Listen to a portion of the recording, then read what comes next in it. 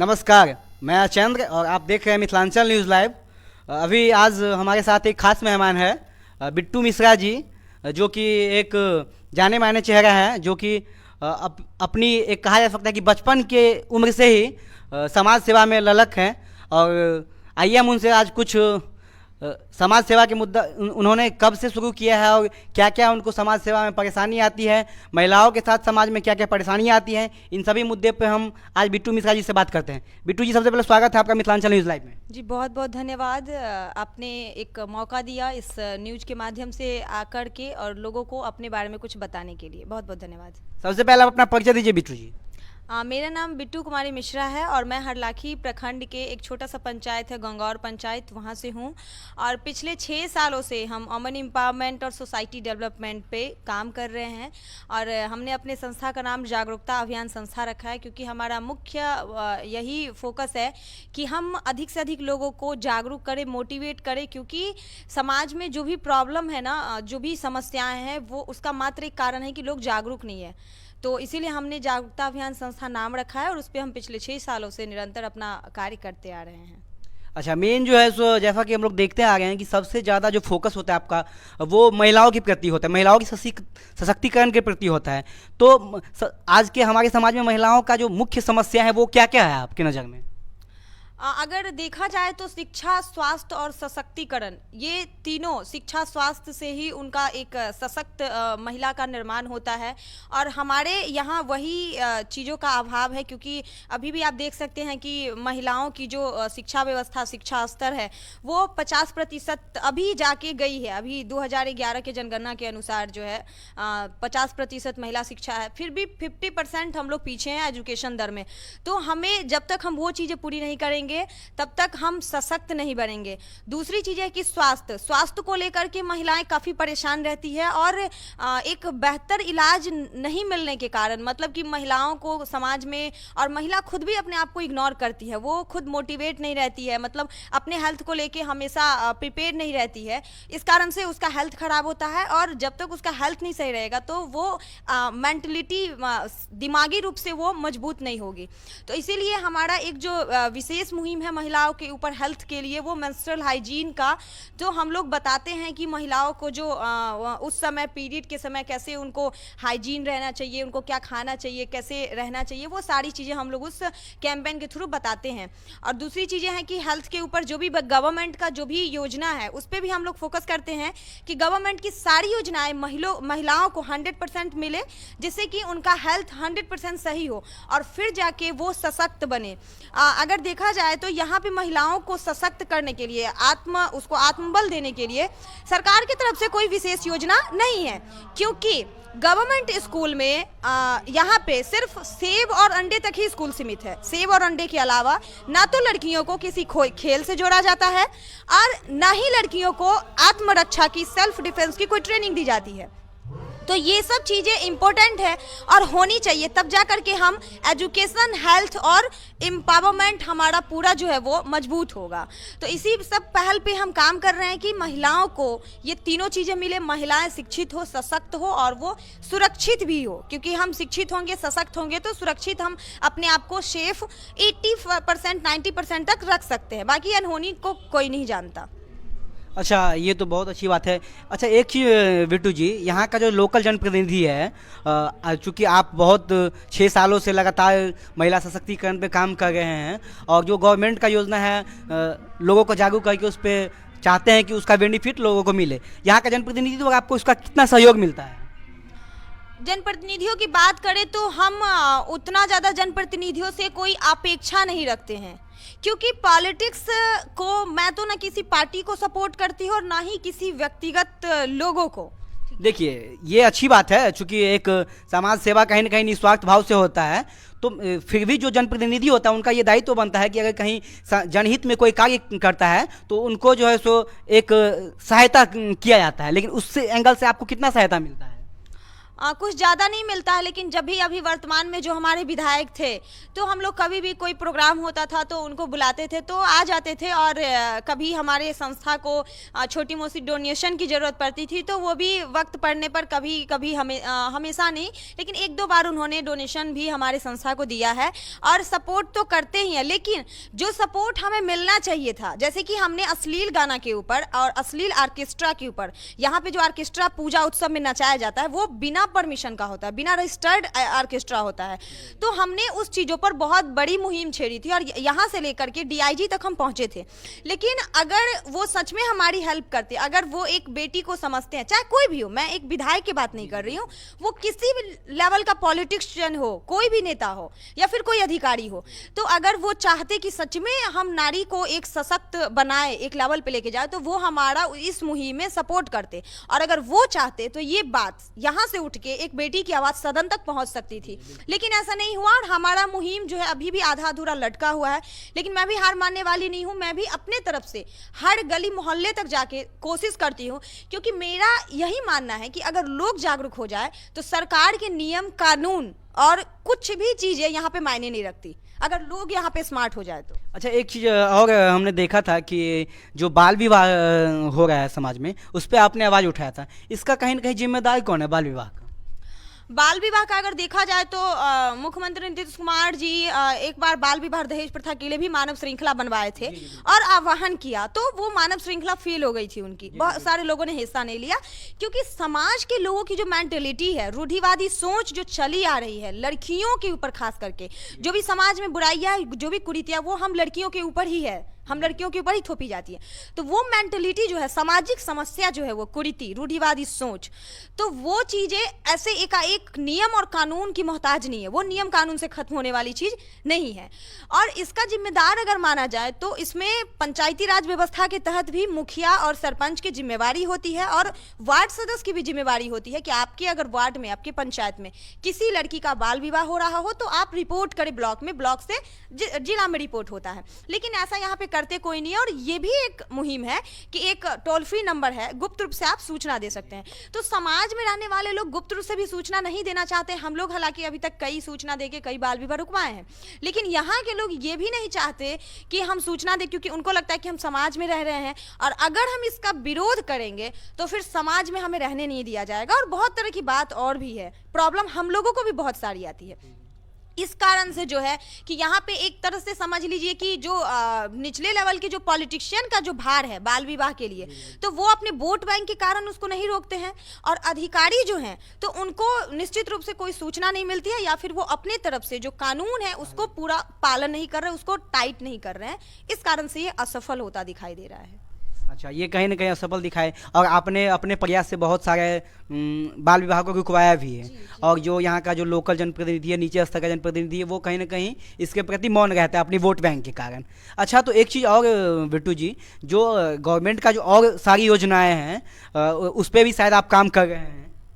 Government की कोई योजना पे मैं नहीं काम, मतलब उस योजना को लोगों का कैसा उसको बेनिफिट मिले उस पे। जी जैसे कि अभी देख लीजिए कि प्रधानमंत्री आवास योजना है, शौचालय वाला योजना था, इसके बाद मनरेगा योजना है, राशन जो वितरण हो रहा है वो, तो हम लोग उस योजनाओं पे लोगों को जाके मोटिवेट करते हैं कि आखिर वो योजना है क्या और उसका लाभ आपको किस तरह से मिलना चाहिए। और अगर आपको उसका लाभ गलत तरीके से मिल रहा है, आपको उसमें घूस लिया जा रहा है, आपको पैसे मांगा जा रहा है, बलगराया जा रहा है, तो वो गलत है। आप उसकी शिकायत जाके ब्लॉक में करें, जिला में करें, या फिर पंचायत में मुखिया या सरपंच या वार्ड सदस्य या किसी भी जनप्रतिनिधि से आप जाके कर सकते हैं, और आप उस सुविधा का पूरे 100% उसका बेनिफिट ले। अच्छा, तो इसका हो सकता है आप लोगों को कुछ परेशानी का भी सामना करना पड़ता हो यहाँ के जनप्रतिनिधियों द्वारा। बिल्कुल, हाँ, परेशानी तो हर जगह है। अगर आप विरोध करेंगे तो परेशानियां आपको होगी, और करप्शन जो भी है वो आप देख रहे हैं, क्योंकि अभी जो नीतीश कुमार जी का योजना 7 निश्चय योजना में नल जल योजना है, हर गली नली वाला जो योजना है, और पक्कीकरण सड़क, तो ये योजना में कितना जो है भ्रष्टाचार हुआ है ये आपको भी पता होगा और सारे लोग जानते हैं। तो योजना और नीति वहाँ से तो पास होती होती है, लेकिन हम तक पहुंचते पहुंचते पता चलता है कि 5 रुपए वहां से आई तो 1 रुपया भी हमें नहीं मिल पाता है। और वही कारण है कि वो सिस्टम में भ्रष्टाचार के कारण हम उन जो हमारा वहां से जो आता है योजना, उसका हम 100% लाभ नहीं उठा पाते हैं और वो भ्रष्टाचार में तब्दील हो जाता है। चलिए, आपकी इस शासी के लिए आप धन्यवाद के पात्र हैं। और सबसे पहले हम कुछ आपसे जुड़ी हुई बातें जानना चाहते हैं और हमारे दर्शक भी जानना चाहते हैं कि आप 6 साल से इसमें समाज सेवा में कंटिन्यू हैं। जी बिल्कुल, पिछले 6 सालों से हम कंटिन्यू कर रहे हैं और इसमें हमारा मेन फोकस रहता है कि जो भी प्रॉब्लम्स होती है महिलाओं के साथ हो, सोसाइटी में जो भी प्रॉब्लम्स हो, तो हम उसको हेल्प करें। जस्ट लाइक हमारी टीम जो है वो एक मतलब कि मदद के रूप में हम लोगों ने गठन किया कि कहीं भी किसी को अगर किसी तरह की मदद की ज़रूरत है, किसी तरह की जानकारी की ज़रूरत है, तो हम उसे देंगे और हमसे जहाँ तक बन पड़ेगा हम उसके हर संभव प्रयास से उनका मदद करेंगे। अच्छा, आप मदद की बात की हैं तो आप ये एक चीज़ याद है, आप लोगों ने कोरोना काल में, जिस समय कोरोना का चरम सीमा पे था, उस समय आप लोगों ने बहुत ज़्यादा मेहनत किया। उस समय वहाँ के लोकल जनप्रतिनिधि तो आप लोगों को कितना हेल्प मिला? नहीं, जनप्रतिनिधियों के द्वारा कोई मदद नहीं मिला। हमने सोशल मीडिया से जो हमारे लोग जुड़े हुए हैं उन लोगों ने, कुछ लोगों ने डोनेशन दिया, तो हमारे पास, हम लोगों के पास जो भी पॉकेट मनी था तो वो सारी मिलाकर के हम लोगों ने कोरोना में लगभग 4 महीने तक कंटिन्यू लोगों के घर तक राशन पहुंचाया। बाढ़, फिर कोरोना के बाद जस्ट बाढ़ आ गई, फिर बाढ़ में हमने महिलाओं को मेडिकल ट्रीटमेंट का जो भी होता है वो, फिर इसके बाद बुजुर्ग लोगों को दवाई हो, फिर राशन हो, तो जो भी जरूरत की सामान होती थी वो हम लोग पहुंचाए। इसमें जनप्रतिनिधि का कोई योगदान नहीं था। अच्छा, मतलब कोरोना काल में भी जनप्रतिनिधि द्वारा कोई योगदान नहीं दिया गया? जी नहीं, और हम लोगों ने इतना आगे आके मांगा भी नहीं उनसे। चलिए, अच्छा ये बताइए, आप जिस समय आप ये समाज सेवा में कदम रखे उस समय आपकी उम्र क्या रही होगी? 14 साल उम्र थी मेरी और मैं 9th क्लास में पढ़ती थी और पापा का स्कूल है, प्राइवेट स्कूल पापा चलाते हैं। तो स्टार्टिंग में मैं इस मुहिम को लेके खड़ी हुई थी। मैं पहले न्यूज़पेपर उतना नहीं, 9th की बच्ची थी तो न्यूज़पेपर से कुछ लगा भी नहीं था। तो मैंने ना खुद से अपना एक मन में हुआ कि मतलब बेटी को लोग बचा नहीं रहे, बेटी को लोग पढ़ा नहीं रहे। तो मैंने 2014 में अपनी एक डायरी लिखी, उसमें बेटी बचाओ बेटी पढ़ाओ मैंने अपना एक चुना था। तो और उसमें मैंने बहुत सारी बातें बेटियों के बारे में लिखी, क्योंकि गांव में जो पापा का स्कूल है उसमें मैं देखती थी कि जब बच्चियां मतलब कि स्टैंडर्ड 6 या 7 तक जाती थी तो उसके गार्जियन आके उसका एडमिशन कटवा के और उसको डायरेक्ट 10th में 9th में एडमिशन दिलवा देते थे। और जब उसको स्कॉलरशिप, साइकिल, पोशाक वगैरह मिल जाती थी तो फिर 10th क्लियर हुई, फेल हो या पास हो, इससे कोई फर्क नहीं पड़ता, उनकी शादी कर दी जाती थी। तो ये चीज़ें मुझे बहुत ज़्यादा परेशान करती थी कि नहीं, मतलब हम लड़की हैं तो क्या हुआ, हमें भी अधिकार है, हमें हमारे मतलब गवर्नमेंट हमारे ऊपर इतना खर्च कर रही है, हमें प्रोत्साहन राशि मिलती है, साइकिल मिलती है, फिर भी उन चीज़ों का उपयोग यहाँ पे पेरेंट्स लोग नहीं समझते हैं और बस उनको शादी की लगी रहती है, तो पढ़ाई छुड़वा के, और अच्छी अच्छी लड़कियों के जीवन बर्बाद हो जाती है इन चक्कर में। तो उसी टाइम से मैंने शुरू किया। फिर 2015 में जाके मैंने देखा पेपर में कि बेटी बचाओ बेटी पढ़ाओ योजना के ऊपर अब सरकार काम करेगी। तो मुझे बहुत खुशी हुई कि जो चीज़ें मैंने 1 साल पहले लिखी, 1 साल पहले जो मैंने डायरी बनाई, वो चीज़ें गवर्नमेंट की योजना में शामिल हो रही है, तो मुझे बहुत ज़्यादा खुशी हुई। लेकिन जब धरातल पे वो चीज़ बीतती गई तो ऐसा कुछ देखने को नहीं मिला कि हाँ बेटी बचाओ बेटी पढ़ाओ को लेकर के कुछ खास कोई ऐसा मुहिम चलाया जा रहा है जहाँ से बेटियां बचे और बेटियां पढ़े। तो बहुत सारी चीज़ें हैं लेकिन जो होनी चाहिए रियलिटी में वो नहीं मिल रही है हमें। तो फिर मैंने अपने काम को निरंतर जारी रखा। और एक चीज़ मैं कहना चाहूँगी कि कोई भी सोशल वर्कर, समाज सेवी हो, उसे इसलिए आना पड़ता है क्योंकि वहाँ की जो भी सिस्टम होती है, अगर मैं वुमेन एम्पावरमेंट पे काम कर रही हूँ, महिला सशक्तिकरण पे, तो क्यों कर रही हूँ काम? सीधा सा उदाहरण है कि यहाँ की जो महिला सशक्तिकरण का जो भी यहाँ पे मुद्दा है, जो भी यहाँ पे काम हो रहे हैं वो अच्छे से नहीं हो रहे हैं। क्योंकि आज अभी के समय में गवर्नमेंट की तरफ से सारी योजनाएं हैं, महिलाओं के ऊपर, महिलाओं को 50% का आरक्षण मिला है, हर चीज़ में महिलाओं को आरक्षण मिलता है, उनको प्रोत्साहित किया जाता है, हर चीज़ में उनको छूट मिलता है कि महिलाएं आगे बढ़े। अभी पंचायती राज व्यवस्था में देख लीजिए 50% आरक्षण होता है। जैसे कि 17 पंचायत है तो आधा पंचायत में महिला चुनाव लड़ेगी और आधे में पुरुष चुनाव लड़ेंगे। लेकिन यहाँ पे देखने को आपको ये मिलेगा कि महिला जब आरक्षण सीट आती है तो पहले से उसके पुरुष या उसके भाई या फिर जो भी फैमिली में चुनाव लड़ रहे हैं, जब महिला सीट आई तो अब तो सर पे एक डिप्रेशन आ गया कि अब क्या करें, चुनाव तो हमें लड़ना है, कुर्सी तो हमें चाहिए। तो वो अपने घर की महिलाओं का इस्तेमाल करते हैं और उसको चुनाव में खड़ा करवाते हैं और स्टेटमेंट में अपना नाम मुखिया पति करके देते हैं और फिर चुनाव जीत जाते हैं। जीतने के बाद कभी भी वो महिला उस कुर्सी पे नजर नहीं आती है जहां उसको होना चाहिए। तो इसका ये भी कारण है कि पहले से जो उसके फैमिली वाले वो भी उसको पॉलिटिक्स से परिचय नहीं करवाते हैं, उसको लोकतंत्र पता नहीं है, राजनीति पता नहीं है, अधिकार कुछ भी पता नहीं है, तो वो क्या निभाएगी दायित्व। दूसरी चीज़ ये है कि उसको जो जिताया जाता है उससे पहले भी मतलब कि कुछ अधिकारी लोग हैं ब्लॉक से, उन लोगों को भी कुछ रूल टाइट रखना चाहिए कि जो भी महिला जनप्रतिनिधि है वो खुद आए, मीटिंग अटेंड करे। फिर यहाँ पंचायत के लोगों को, पंचायत के महिलाओं को ये मांग करनी चाहिए कि हमारी जो मुखिया है वही काम करेगी, हमारी जो मुखिया है हम उसी के पास अपना जो है दुखड़ा सुनाएंगे, अपनी प्रॉब्लम। लेकिन ऐसा कुछ होता नहीं है और ये बहुत अफसोस होता है, मुझे दुख होता है। मैंने इस पर मुख्यमंत्री को भी एप्लीकेशन लिखा और यहाँ से लेकर डीएम तक को भी रिक्वेस्ट किया कि ये जो हमें मिल रहा है आरक्षण पंचायती राज व्यवस्था में, इसका उपयोग हमें करना चाहिए और यहाँ की जो महिलाओं को इस लेवल पे जो उपयोग किया जाता है ये नहीं होना चाहिए। विधायक लेवल की बात करें तो विधायक लेवल पे महिलाएं थोड़ा सा सशक्त होती हैं, वो समझदार होती है और वो अपनी कुर्सी का इस्तेमाल करती है। 100 में से 1 होगी जिनका ऐसा हाल होगा। लेकिन पंचायती राज व्यवस्था में जो भी सीटें हैं उस पर यही बस चलता है महिला सशक्तिकरण के नाम पे। अच्छा, तो महिला सशक्तिकरण की बात की है तो आपने बारीकी से, नज़दीकी से जो महिलाओं की परेशानी है उसको आपने देखा है, तो समाज से, यहाँ के प्रशासन से आप महिलाओं के प्रति कोई आपकी राय, कोई मांग, ऐसा कुछ जो महिलाओं के लिए जरूरी हो?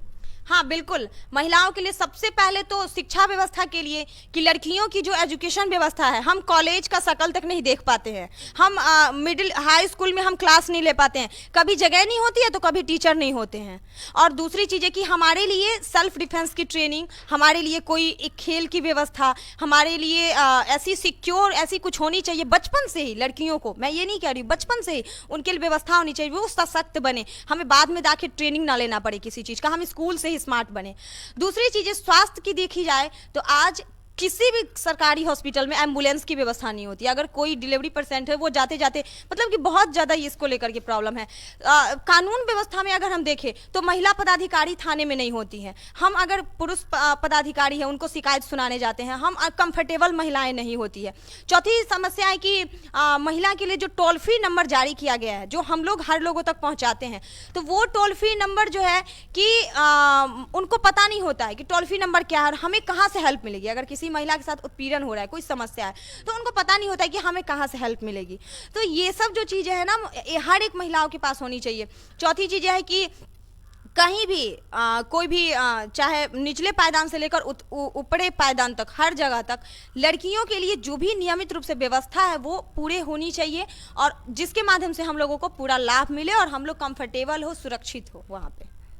चलिए ठीक है, धन्यवाद बिट्टू जी, आप अपना कीमती समय दिए और उम्मीद करते हैं कि ऐसे ही आप समाज का सेवा करते रहें और आगे बढ़े। धन्यवाद आपको जी, बहुत बहुत धन्यवाद। और जितने भी लोग ये मैसेज देखें, मैं उनसे रिक्वेस्ट करूंगी कि वो शेयर करें ताकि हमारे जैसी जो लड़कियां अकेली है समाज में, जो छुपी हैं, जिनको लगता है कि हम समाज के लिए, उनके अंदर जज्बा है कि हम अपने सोसाइटी को बदले, हम वुमेन एम्पावरमेंट करें, हम महिला को सशक्त बनाएं और वो अकेली के कारण आगे नहीं निकल पाती है। तो मैं उनको बताना चाहूँगी कि मैं भी जब 14 साल की थी और एक बच्ची थी तो मैं भी अकेली थी, लेकिन मैं अकेली निकली और आज मेरे साथ सैकड़ों की भीड़ है। तो प्लीज़ आप भी बाहर आए और अपने समाज के लिए, अपने समुदाय के लिए, महिला वर्ग के लिए और पुरुष वर्ग के लिए भी, ऐसा नहीं महिला लेकिन लेडीज के लिए, पहले आप अपने समुदाय के लिए जरूर काम करें क्योंकि हम अभी भी 50% पीछे हैं। तो हमें वो 50% पहले पाना है क्योंकि आरक्षण तो हमें मिल गई, लेकिन आरक्षण हमें नहीं चाहिए, उस लायक हमें बनना है क्योंकि लाठी का सहारा तभी दिया जाता है जब हम अंधे हैं, लंगड़े हैं। तो हम अंधे लंगड़े ना हो, हमें उस आरक्षण नामी लाठी का सहारा ना लेना पड़े। उस दिन हम महिलाएं सशक्त बनेंगे, उस दिन हम महिलाएं समझदार बनेंगे और शिक्षित बनेंगे। धन्यवाद जी, बहुत बहुत धन्यवाद।